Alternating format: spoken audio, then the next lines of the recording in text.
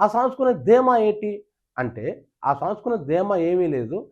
మేము గాని మొత్తం విమానాలను ఆఫ్ చేసేస్తే గవర్నమెంట్ దిగొస్తాది అన్నది వాళ్ళ ఉద్దేశం. అలాగే దిగొచ్చారు.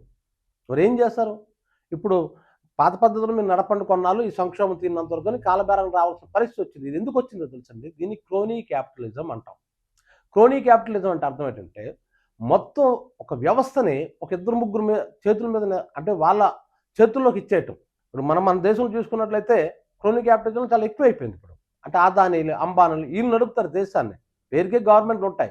కానీ వాళ్ళు చెప్పింది వేదం. వాళ్ళు చెప్పినట్లు జరగకపోతే దేశం సంక్షోభంలో పంపించేస్తారు. ఆ పరిస్థితి ఎందుకు వచ్చింది?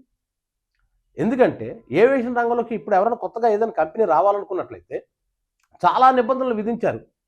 అంటే కొత్త కంపెనీలు రానివ్వకుండా. అలాగని చెప్పి పాత కంపెనీ అయినటువంటి ఇటువంటి ఇండిగో లాంటి కంపెనీలు పోనీ అవే నిబంధనలు పాటిస్తున్నాయా? అవి పాటించటం లేదు.